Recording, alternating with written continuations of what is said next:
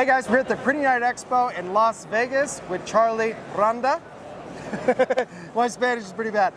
Rondapro? Rondapro in Puerto Rico. Rondapro. Hey, if you're thinking about, I mean, you guys are the print shop in Puerto Rico.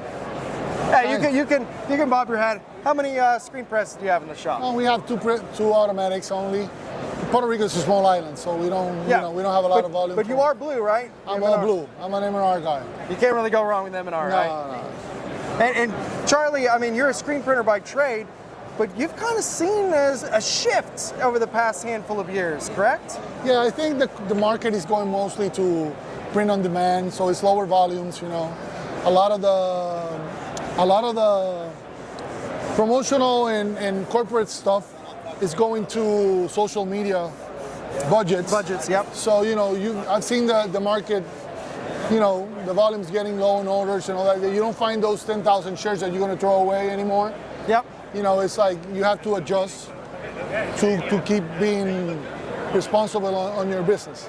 Yeah, and I know exactly, when DTG first came about, we were all told, oh, this is going to be the print-on-demand method and so forth. And it definitely is, but it's also wasn't as great as everything, always. When I got a DTG machine like 8 years ago. I'm not going to name the brand, right? But the problem with DTG is, you have to print every day, right? Yes, you do. So you have to have an e-commerce structure that can support that, so you get the small orders every day. Which DecoNetwork does. You've just always focused on really the bread and butter of the software, which is the order management, and that is obviously the most important part. DecoNetwork for me was mostly about production and try to be as sharp as possible on production-wise, more than on the front end for sales. So, you've seen this. But now I see a shift. I need the front end stuff.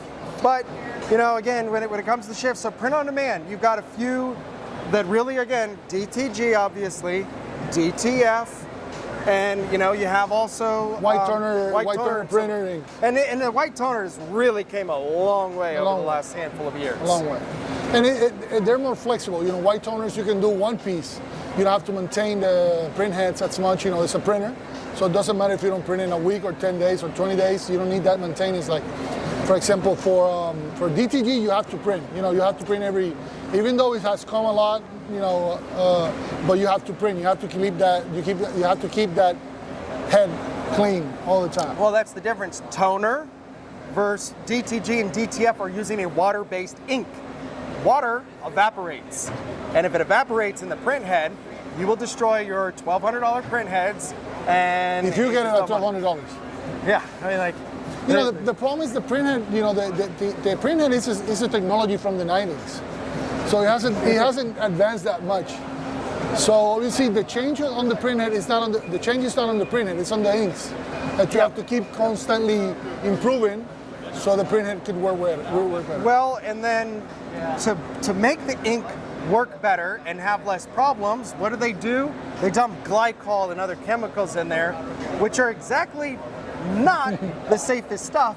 So you got to be very careful, and it's also so new, especially with DTF, that we don't know all of the side effects and so forth. I mean, there's definitely ways, using a fume extractor and other things, properly exhausting, very, very important, but they're putting some chemicals in these inks to make sure that they're not drying as often, and that's a trade-off, in other places. We don't know about that. We just printers and sales guys.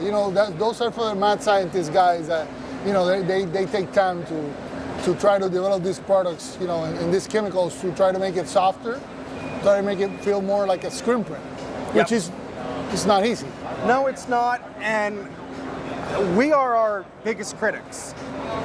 One thing to keep in mind, though, the hand, typically from DTF or white toner, isn't always as good as screen print and so forth, but or DTG. Or DTG. But we are going to judge a lot more than our customers. Exactly. Our customers, they don't know exactly. If you want somebody who wants, if you want somebody who wants 12 T-shirts for a bridesmaid party, they don't care if it's screen printed or DTF or DTG. The other day I went to a site that it told you, do you want DTF, DTG? And I'm like, why are you asking? Because that customer doesn't know. It's like, you can explain what it is. Yep. but you don't have to ask them because they're not going to know. One of my favorite shops that we've ever toured, and just great guy, Pete Bolsoni at Same Day Tees, on his DecoNetwork account, he calls it just full color printing. When the job comes in, they look at the artwork, the size, and so forth. Then they go digital squeegee, DTG, or DTF. They decide what route to go. Customer has no clue. They don't care. They don't have the technical knowledge to pick. No, and especially in small volume, right? And again, customer would rather see a perfect print with a not as good hand than a less perfect print with a softer hand. That's just, we thought it was, and it still is a big deal to some customers. Yeah, but it's important to us. It is important. Because we touch it every day. We know about it every day. We know about the difficulty of getting that touch. You know, they just want a shirt for that party that Saturday. Yeah. You know? I mean, I've seen some shops that are pumping out thousands of DTF prints a week, and I'll tell you, they're doing pretty good. And over here, one cool thing about M&R, you know, they call it, there are 4 processes. So you have screen, you have digital squeegee, you have DTG, and DTF. So what they do is they actually print all of this, a lot of the times the same artwork, on 4 different types of those processes.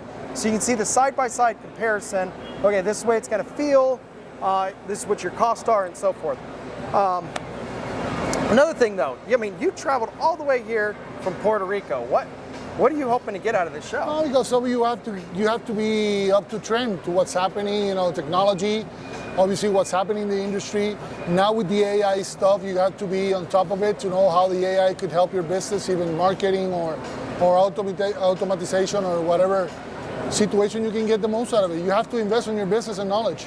You bringing up AI, the 3 tools we like to use, Vectorizer.ai, ChatGPT, MidJourney.